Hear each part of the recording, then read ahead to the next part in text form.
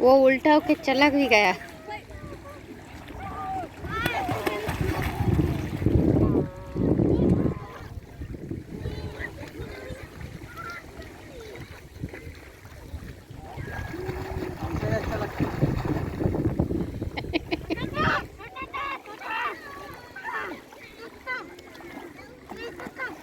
आत 30 सेकंड आत.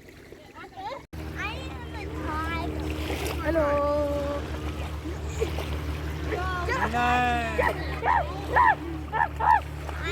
वो एक ही उगा उगा.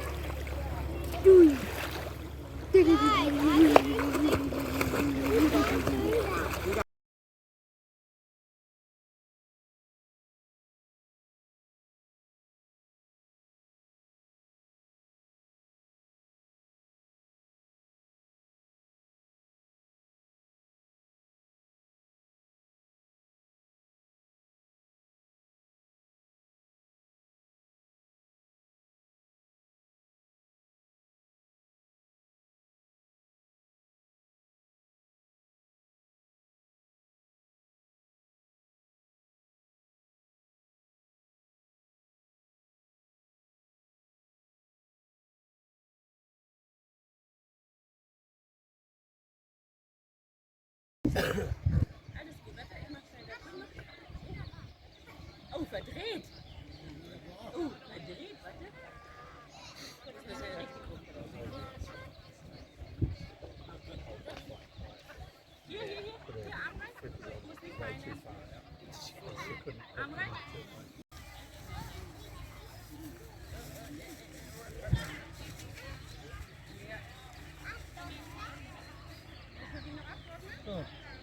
Braucht man nicht? Kann man das noch warte? Muss die Pipi machen? Nee, oder? No. Erst, warte.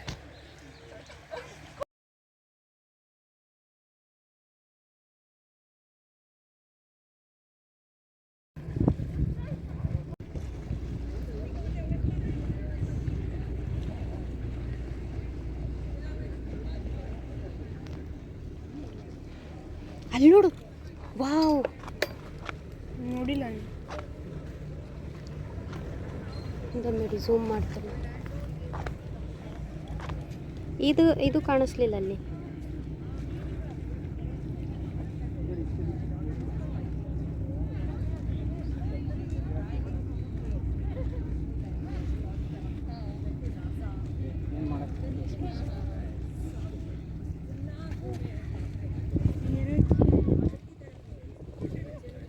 ಜಬ್ರ ಹೋಗುತ್ತೆ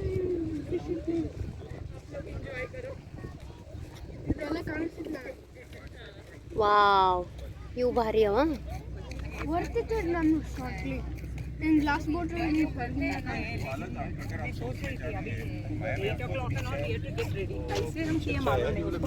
ಅದು ಗ್ರೀನ್ ಕಲರ್ದು ಕೋರಲ್ ಐತಿ ನೋಡೋದು.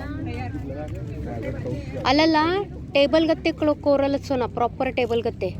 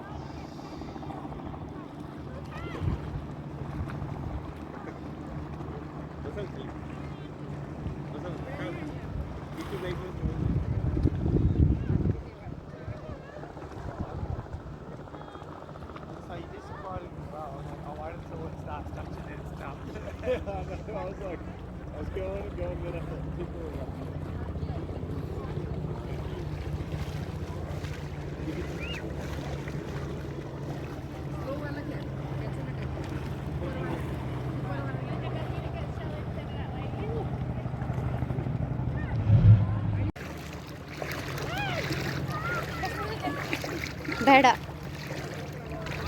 ಕಾಣಲಾಗೈತಿ ಹೋತದ ಅಂಜಿ ಹೋತದ ಕಡೆ ಹೋಗು.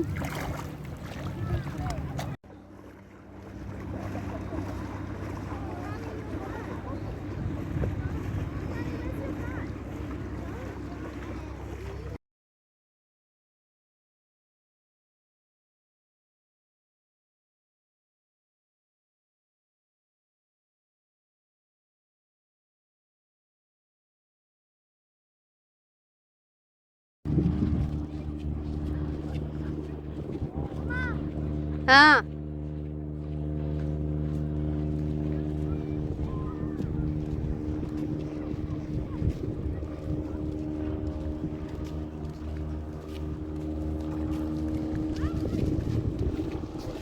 That one?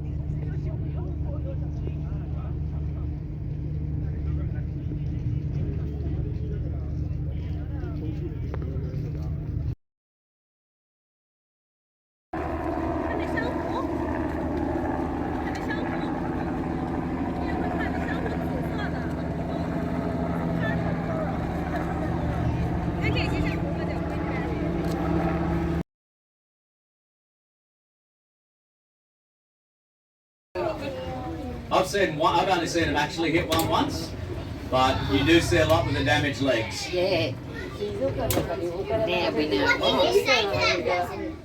It was a fish. Now we can see some little bluefish with yellow tails starting to creep in down there. They are called yellow-tailed fusiliers, or the lollies of the ocean. The reason they call lollies of the ocean, everything loves to eat them. Now they're an opportunistic feeder. They've come to the fish feed not to actually get the food that I throw out. They're looking for the scraps that just fall through the water, because they swim around all day, constantly opening and closing their mouths in the hope that food falls in it.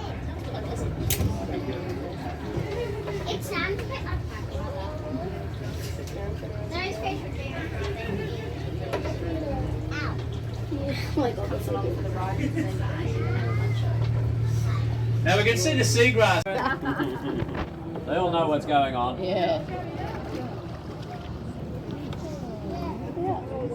All right, guys, on this side, get ready. Ready, 1, 2, 3.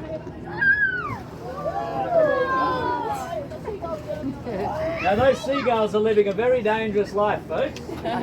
The giant trevally, because they can see things above the surface, quite often target the seabirds as a source of food. I almost jumped out. Wow. And if you look carefully around Green Island, you'll see quite a few seagulls with 1 foot or 1 leg. A fish with a longer nose, they are called spangled emperors. They're part of the sweet-lip family, very close relation of the snapper. There's a fish with a blue tail and yellow side fins, sort of swimming without using its tail. It's called the surgeonfish. That's a close relation of Dory from Finding Nemo. They're called surgeonfish because they have a scalpel-sharp spine at the base of their tail. That's their protection from predators.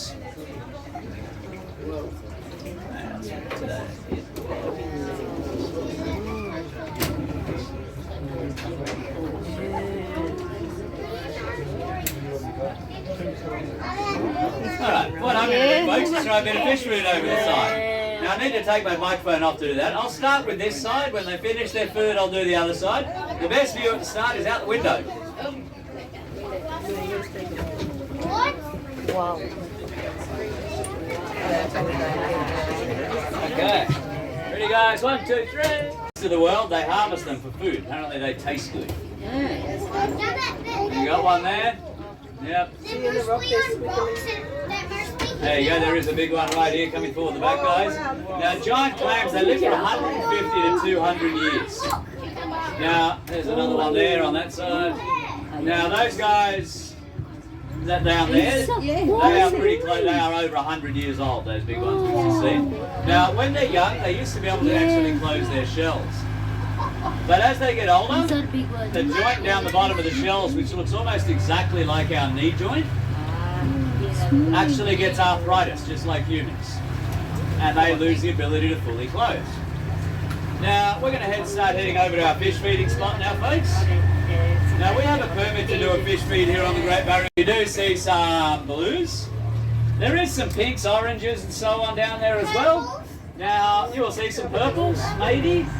But what we don't ever see is our pinks and our oranges and our reds. The reason we don't see them is an effect called refraction. That is the water filtering out those colours from the light spectrum. Wow. Now,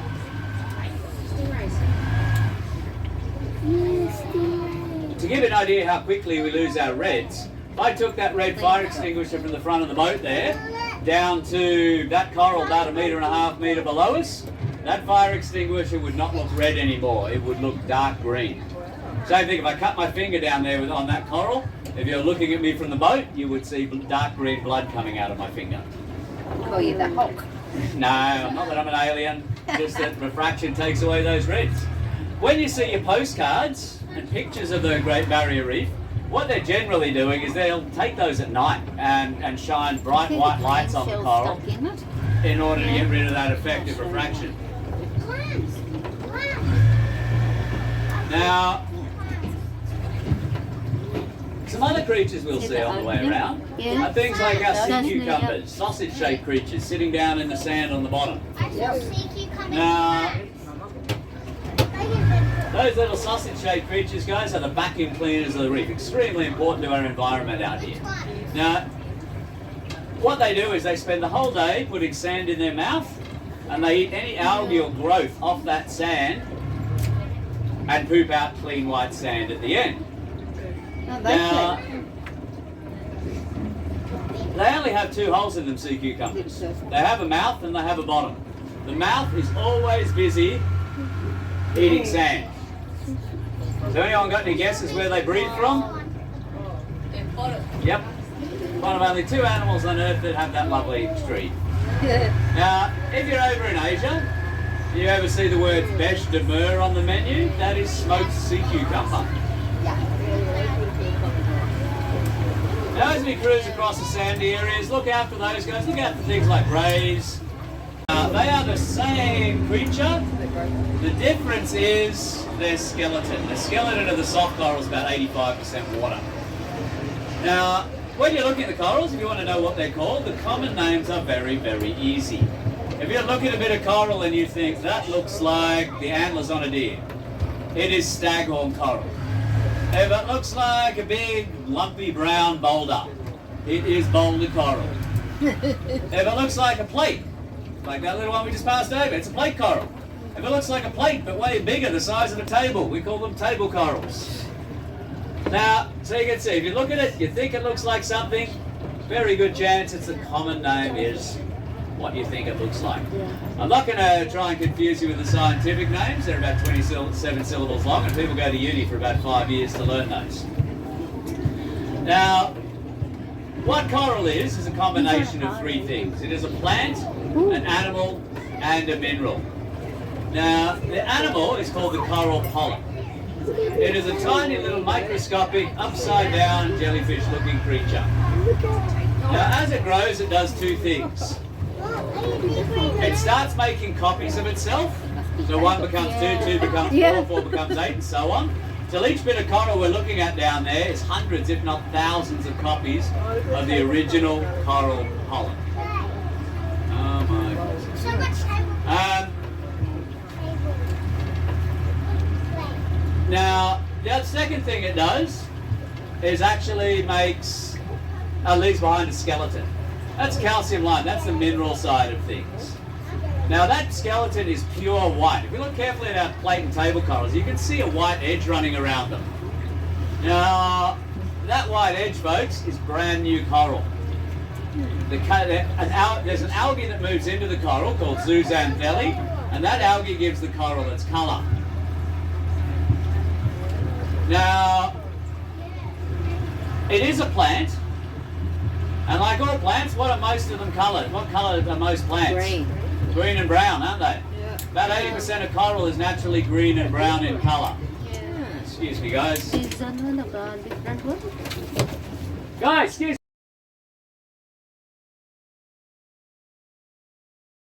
Canadian Alley Island, just off the coast of Bundaberg, all the way north to the Fly River in New Guinea, a distance of about 3,000 kilometres.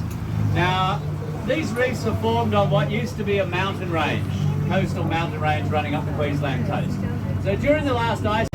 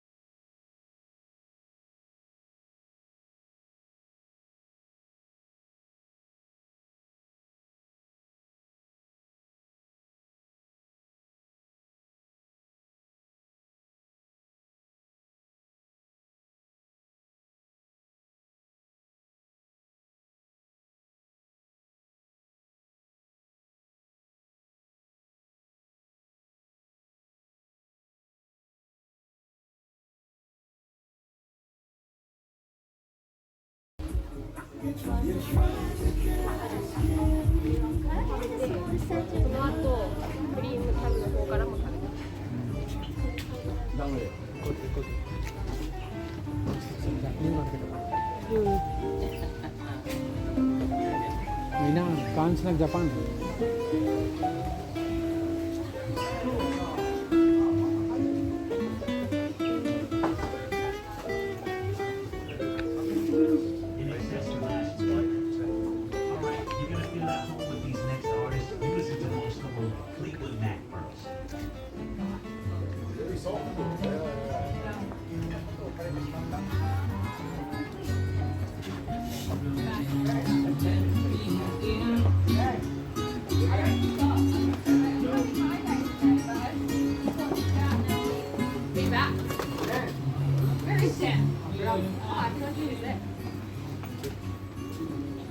Get it back.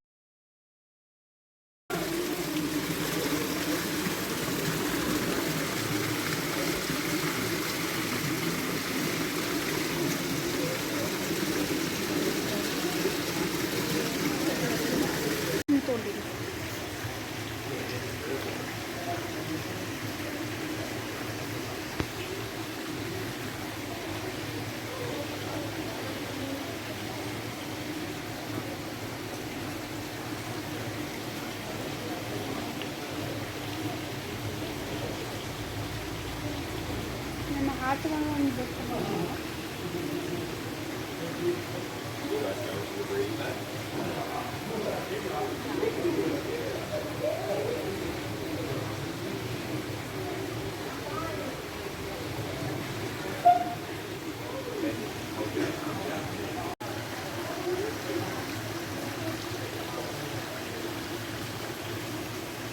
ಇದಕ್ಕೂ wood ಇತ್ತು wood ಮೇಲೆ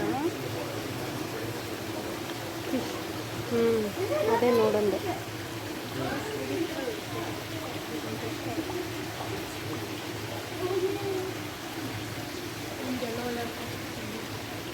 Đâm na thôi cây này.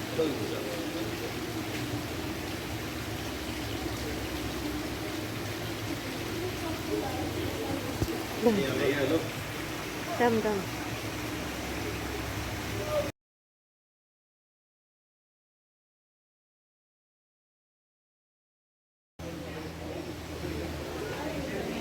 ಮನೆಗೆಲ್ಲ ಬಂದ್ಬಿಡೋಣ.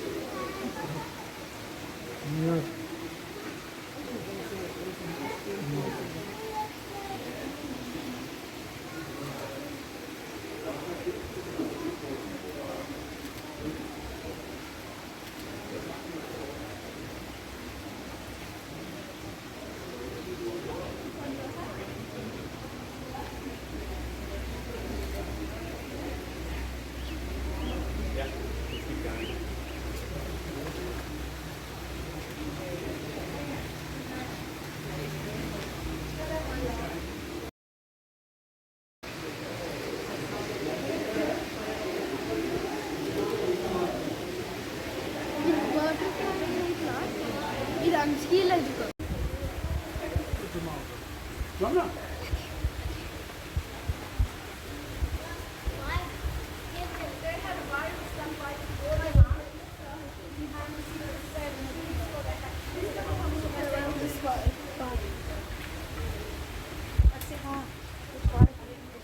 This is the exit over there.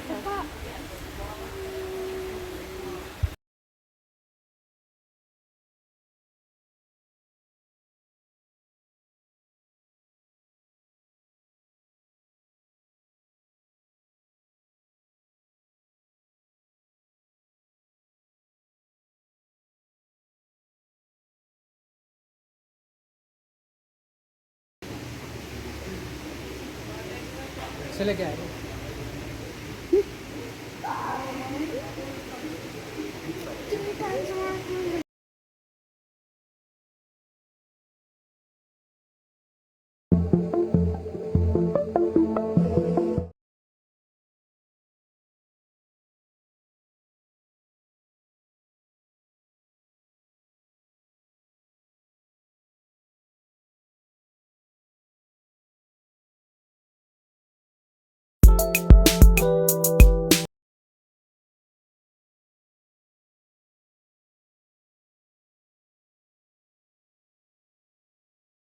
ಎಲ್ಲ chance ನನಗೆ ಮಾಡಕ್ಕೆ ಬಂದೆ.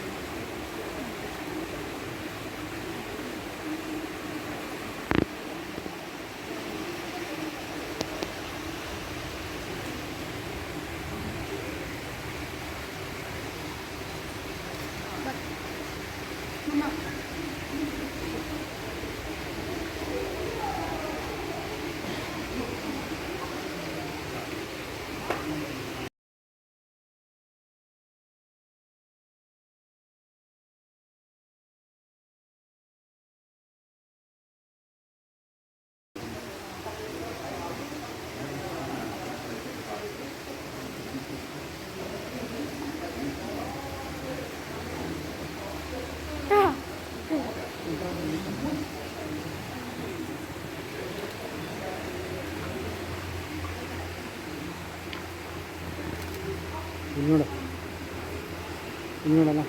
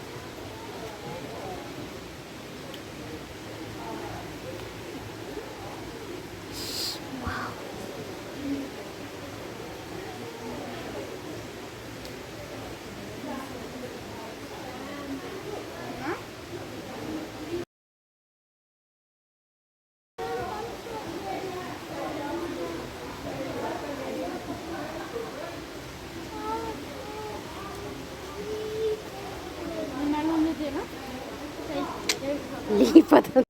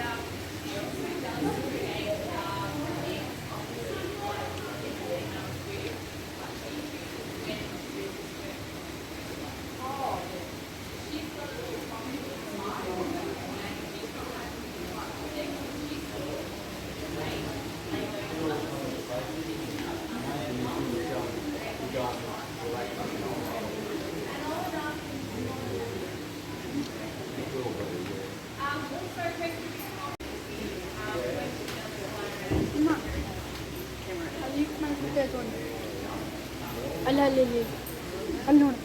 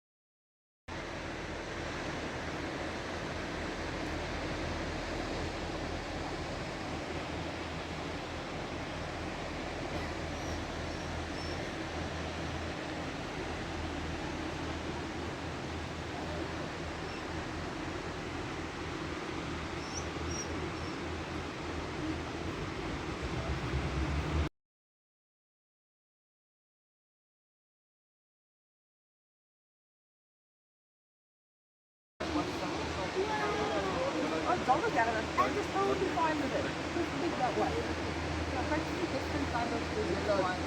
Zeg maar de smaak. Net hierdie caramel, die moeste soep. Caramel stukken.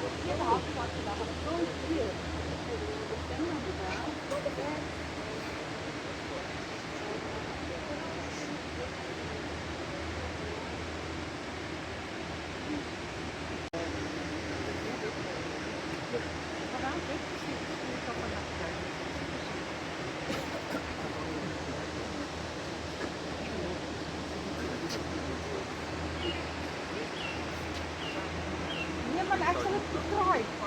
Ek net so grab net 3 verskillende, ons probeer lank. En ek het daar die trein, sien ek daar nie reg hier ook voor. Ja, dis die trein. Hoe dik is hierdie pad?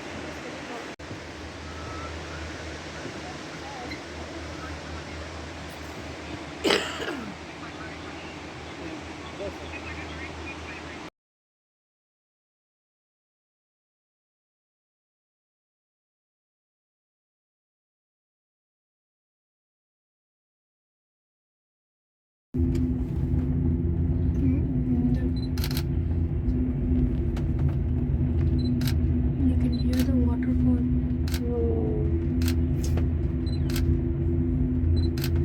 It's very nice. Oh, this is the waterfall finally. It's okay. ಏನಾಗಂಗಿಲ್ಲ ನೋಡಿ ಅಲ್ಲೇ ನೋಡ್ತೀನಿ ನೋಡಿ ಎದ್ದು ನಿಂತು ನೋಡಲ್ಲಿ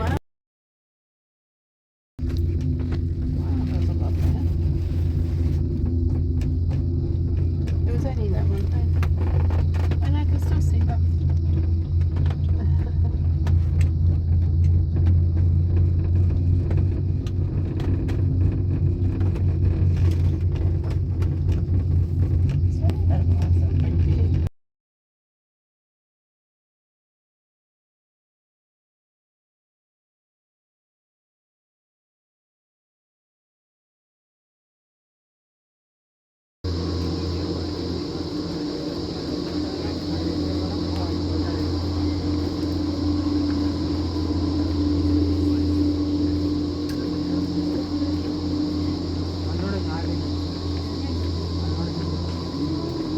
ಏನೈತಿ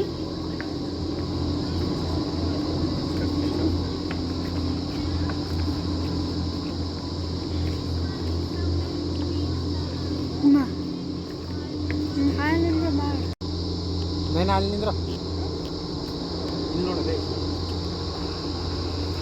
ಜಾಗ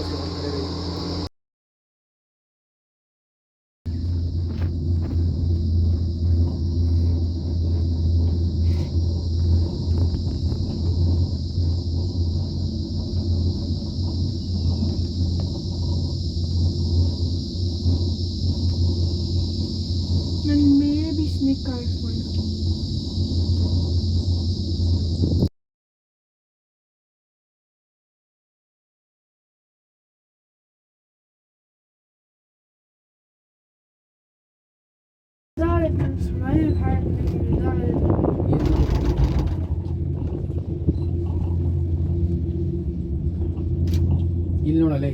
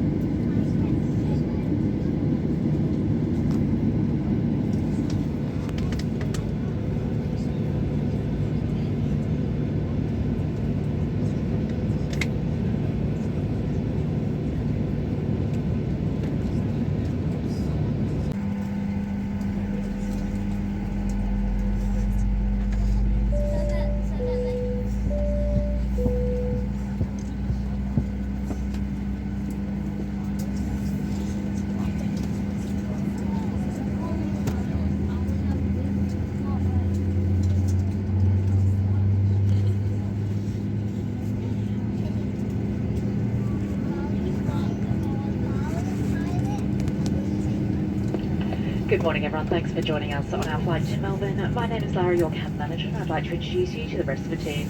In the flight deck, your captain is Steve White and First Officer Mitch Martin. In the cabin, you'll meet Victoria, Jolie, and Shannon. We'll now take you through our safety demonstration, so please pause any devices that give us your attention for just a few minutes.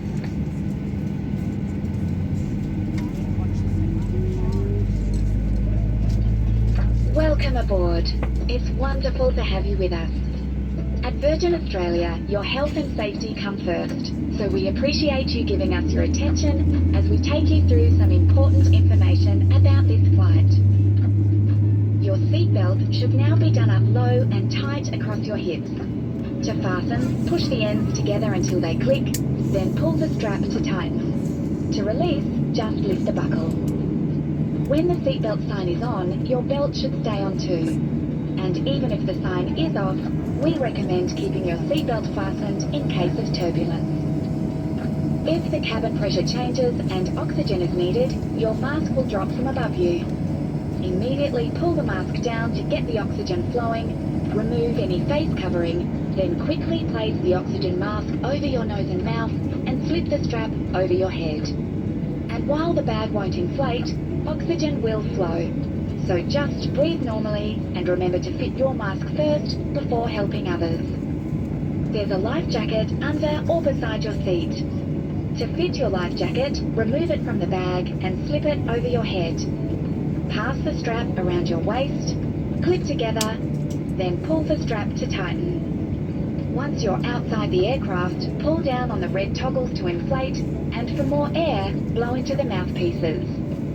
Your jacket has a light and whistle for attracting attention. Infant and spare life jackets will be distributed by your crew if needed. There are life rafts and signalling devices in marked stowages in the forward and centre of the cabin, which your crew will deploy in an emergency. If needed, they may ask you to assist. For more information, check the safety instruction card. Our crew will now point out the emergency exits. There are 2 doors at the front, 4 exits over the wings, and 2 doors at the rear of the cabin. Check where your nearest exits are now and remember they may be behind you. Our crew are also now showing you the escape path lighting that will help guide you to the exits. And if we need to evacuate, leave everything on board. Bringing your bags will slow you down and could damage the escape slides.